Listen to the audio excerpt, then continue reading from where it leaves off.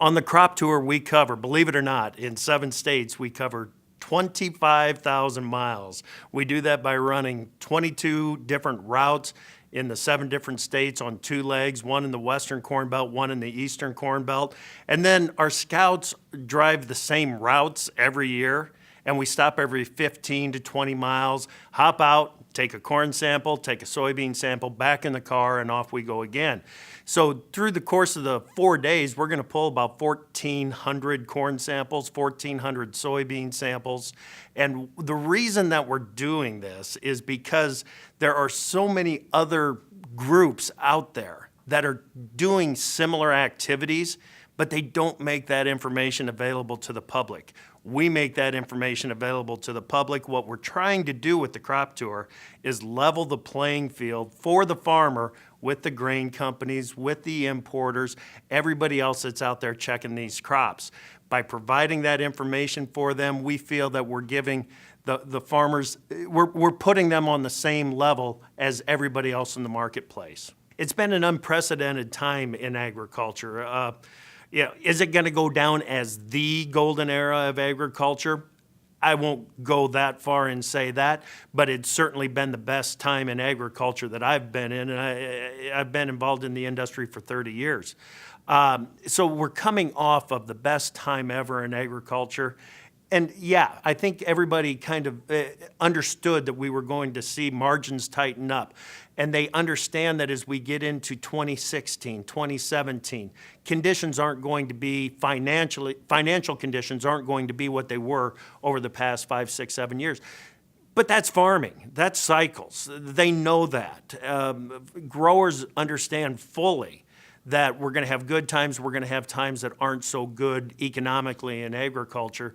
And as a result of that, I think they prepared for it. They've got brand new equipment sitting on the farm or year-old equipment sitting on the farm. So equipment purchases might be off a bit. They're looking at adjusting their inputs. They're looking at extreme management techniques in individual fields, really customizing the input costs for each individual field, trying to manage those costs, keep them down as low as they possibly can. One of the things that importers are really looking for is consistency in the product that they're bringing in.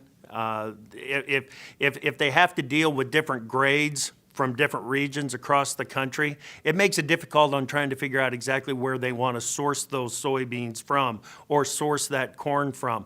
One of the things that Crop Tour does is it gives us a hint, because it's the 3rd week of August that we're out there looking at things, so things can change, conditions can change, but the Crop Tour does give us a good idea of where the highest quality crops might be coming from. This year, the Western Corn Belt the bean crop is going to be outstanding. It's going to be the right mix of soybean meal. It's going to be the right mix of oil in that crop. And I just know that the importers are going to be demanding that crop out of the Western Corn Belt and the Northwest Corn Belt in particular. Some of the inconsistencies with the crop in the Eastern Belt, you can't overcome that. That's Mother Nature playing its games with the crop. So we're looking at soybean fields on one side of the road that are going to be very high in quality. On the other side of the road, not so much, because of bean size is going to be suffering.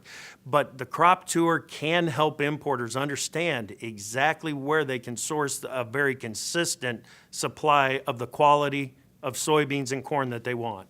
Exports are so important for the soybean market in particular.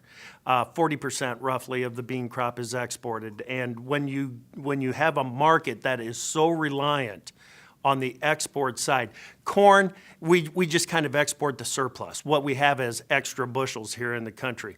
But for soybeans, that is a primary source of demand, and without exports, our bean market would be in a whole lot of trouble. So we need to continue to develop our export potential. That means developing relationships. That means developing trade agreements with countries. We're building those relationships between the farmers, the grain handlers, and the importers and the end users all around the world. 50 different countries. I mean, these are the countries that we need to get into in a bigger way, because they've got a need for protein. They've got a need for protein.